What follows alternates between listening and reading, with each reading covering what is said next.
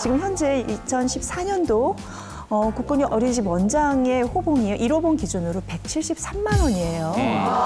사실은 173만 원이라는 돈으로 자신이 생활을 유지할 수 있는 경우는 1인 가족 정도 외에는 없을 거예요.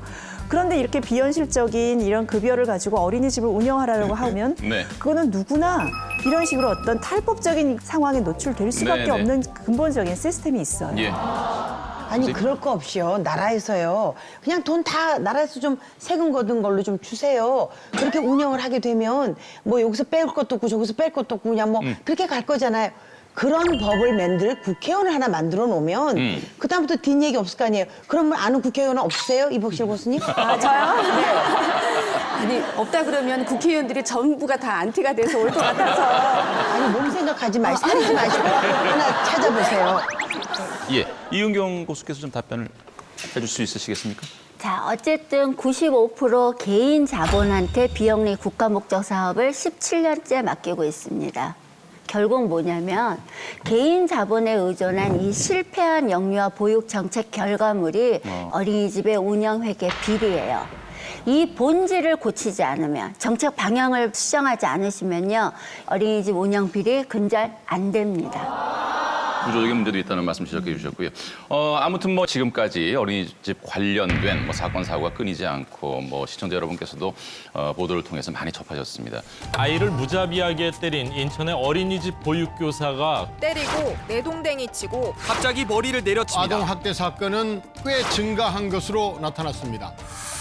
무엇보다도 우리가 요즘 와서 느끼는 것은 어린이집에 다니는 정말 요만한 아이들이 다시는 그 화면을 보고서 이제 또 보기가 싫어서 고개를 돌리는데 아유. 어떻게 저렇게 아이를 때릴 수 있나 하는 가혹행위 문제가 무엇보다도 뭐 아이를 그렇게 무참하게 때리는데 내동댕이 하나 떨어지듯이 그걸 반복해서 보여주는데 두 번은 못 보겠더라고요. 그러니까 제 처는 보고 울더라고요. 그럼 눈물 나. 그리고 또 제 애는 이런 표현까지 하더라고. 아빠, 애가 붕 떴다가 뚝 떨어졌어. 그래서 어쩔 줄 몰라 하더라고. 아니 그리고 더 충격적인 게 애가 자주 당한 일처럼 놀래거나 자지러지지 않고 다시 벌떡해서 자세를 잡고 원위치하고. 뒤에 다른 애들이 병풍처럼 이렇게 서 있다는 게 한두 번 있었던 일이 아니라는 거. 양재진 교수님 아무래도 이제 뭐 성이 돼서 받는 상처에 비해서 어렸을 때 정신적이 됐건 육체적이 됐건 그러니까 받게 되는 그 상처 이거는 평생 가는 아주 어마어마한 우리가 파급 사실 얻은 게 학대라는 있습니다. 거는 뭐 말씀하신 것처럼 신체적 학대도 있지만 또 정서적 학대도 있고요. 언어 폭력이라든지 네. 심지어 방치나 방임도 결국에는 그 학대의 한 종류거든요. 근데 애들이 어렸을 때 그런 일을 당했을 때는 대부분 그냥 공포, 불안, 내가 뭘 잘못했기 때문에 이런 일을 당했다고 생각하는데 문제가 예. 좀 더 성장을 한 후에 보통 청소년기가 돼서 그 시기를 다시 떠올렸을 때요.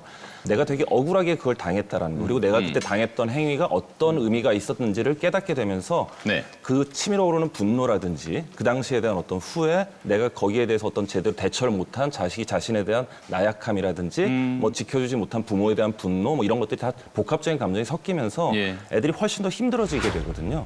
실제로 그 성인 정신질환자 원인을 조사했을 때 7.2%가 어린 시절에 체벌에 대한 기억 때문에 강박증이라든지 혹은 망상장애 혹은 뭐 지적장애 같은 심각한 이런 정신적 문제가 생기는 경우도 있고요.